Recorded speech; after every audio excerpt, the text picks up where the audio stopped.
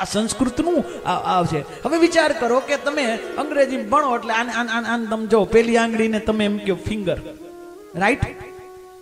પેલી આંગળીને ફિંગર કહો ને, બીજીને ફિંગર, ત્રીજીને ફિંગર, પછી એમ કહો ફર્સ્ટ ફિંગર ને સેકન્ડ ને, પણ મૂળ તો ફિંગર જ.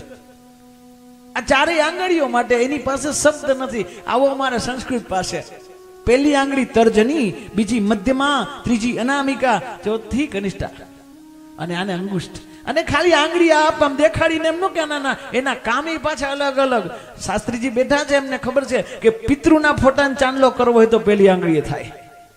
પિતૃના કપાળ ઉપર ફોટા ઉપર ચાંદલો કરવો હોય, પિંડને ઉપર ચાંદલો કરવો હોય, મોક્ષ પિંડ દેવાતો હોય અને એમાં ચાંદલો કરવો હોય પેલી તર્જનીથી થાય. ભૂદેવની પૂજા કરવી હોય ને તો આપણે દરેક વખતે ભૂદેવને આ ત્રીજી આંગળી, પણ બ્રાહ્મણને ચાંદલો કરો ને બે આ આંગળી જોડીને ચાંદલો કરવાનો. કેમ? કારણ કે બ્રાહ્મણમાં હરિહરનું મિલન છે.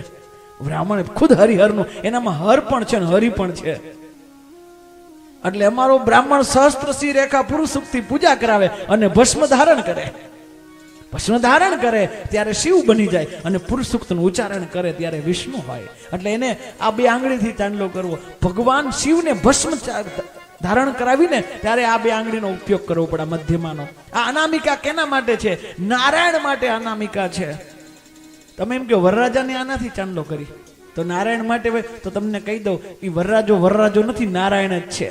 અને કારણ નારાયણ છે એનો મતલબ શું કામ? કારણ કે આખી જિંદગી મા બાપના તમારે પગ ધોવાના હોય, મા બાપની પૂજા કરવી હોય, પણ એ એક જ દિવસ એવો છે ને કે તમે બેહી જાવ એના ચરણમાં ને એના પગ ધોવો. કારણ કે એ જમાઈ નથી, તેથી એ તમારો કોઈનો દીકરો નથી, સાક્ષાત નારાયણ છે, લક્ષ્મીને લેવા આવ્યો છે, એટલે એની પૂજા થાય છે. એટલે વરરાજાની પૂજા પણ આ આંગળીથી થાય.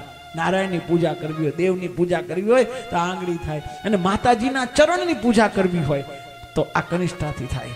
ગુરુના ચરણની સેવા કરવી હોય, કોઈ પૂજા કરવી હોય તો આપણે ત્યાં આ આંગળીનો ઉપયોગ કરીએ.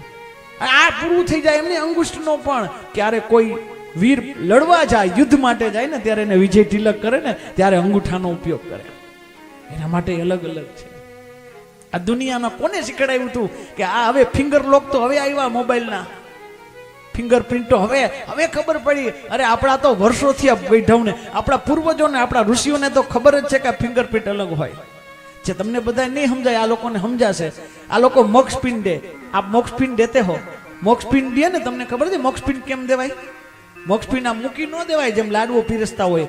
મોક્ષપિંડ ઊંધા હાથે દેવાનો હોય અને અંગૂઠા પાસેથી દેવાનો હોય. આને આમ પકડાવે અને એમ કે અંગૂઠાએથી ઊંધા હાથે દે. અંગૂઠાએ વિચાર કરો કે અંગૂઠાએ શું કામ? ખબર છે શું કામ? કારણ કે કેટલા બધા વર્ષો યુગોથી પિતૃઓ છે, તો ખબર કેમ પડશે કે આપણે મોકલો. જેમ હિમાંશુભાઈ શ્રાદ્ધ કરશે અને પછી આમ અંગૂઠેથી પિંડ, એટલે શું ભાવ છે? એ દીકરાનો ભાવ છે. અહીંયા ફિંગરપ્રિન્ટ મારે દીકરો, અને દીકરો ફિંગરપ્રિન્ટ મારીને પિંડાન કે શું કે ખબર છે કે બાપ તે જાતા મિલકતમાં અંગૂઠો મારીને મને બધું આપ્યું હતું, હું તને પિંડાનમાં અંગૂઠો મારીને કહું છું, આ ફિંગરપ્રિન્ટ મારીને કહું બાપ આ પિંડ તારો છે. ત્યાં જાય ને તો ખબર પડે પિતૃઓને કે મારા દીકરાએ મને પિંડ મોકલો છે ફિંગરપ્રિન્ટ વાળો. ત્યારે જ લોક ખુલે ને ત્યારે એની પાસે જાય.